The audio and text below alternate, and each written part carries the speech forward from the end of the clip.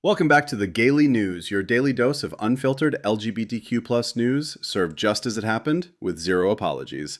I'm your host, Elliot Bright, and honey, today we're spilling on fresh chaos and defiance from the last 24 hours.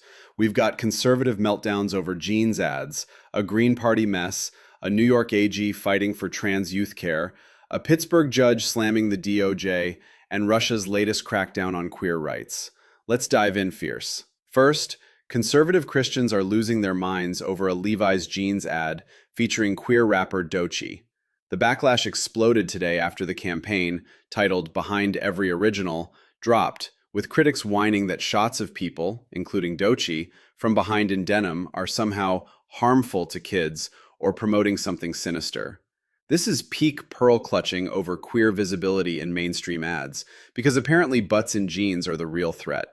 Doechii, the Grammy-winning artist from Tampa, Florida, shines as the face reveal at the end, and we're here for her owning the spotlight while bigots clutch their pearls. Speaking of political mess, a Green Party presidential candidate, former Congresswoman Cynthia McKinney, who ran in 2008, posted an extreme anti-Semitic and transphobic image on social media today, drawing immediate fire from LGBTQ+ advocates.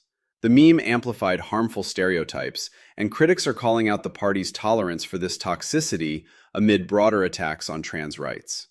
McKinney has a history of such statements, and the queer community is not letting it slide quietly. When even progressive spaces platform this hate, we call it what it is: unacceptable. Transitioning to some real resistance, New York Attorney General Letitia James fired off a letter today ordering NYU Langone Health to immediately resume its transgender youth health program. The Manhattan Hospital paused puberty blockers, hormone therapies, and other gender-affirming care for patients under 19, citing federal funding threats from the Trump administration. James slammed it as a violation of state anti-discrimination laws, jeopardizing medically necessary care for vulnerable trans youth in New York. She's promising further action if they don't comply. Talk about a boss move protecting our kids. From one court win to another, a federal judge in Pittsburgh today rejected the Justice Department's demand for anonymized gender-affirming care records from UPMC Children's Hospital. Judge Kathy Bassoon called the subpoena request carrying a stench of ill intent toward trans Americans, denying access to patient data on minors who receive treatments like puberty blockers or hormones. This is a sharp rebuke to federal overreach in Pennsylvania, shielding trans youth privacy and care from political fishing expeditions. Finally, international heartbreak.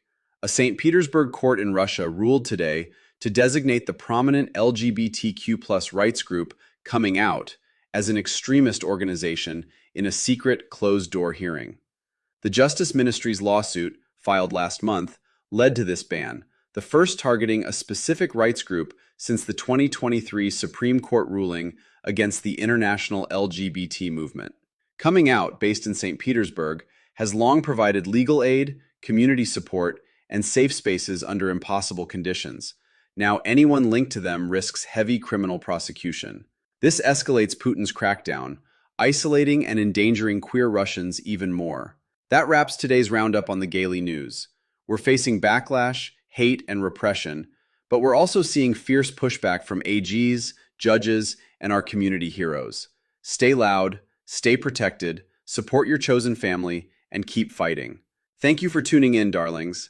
Thank you for listening, for staying informed, and for showing up unapologetically. This is Elliot Bright signing off. Keep shining, you absolute icons.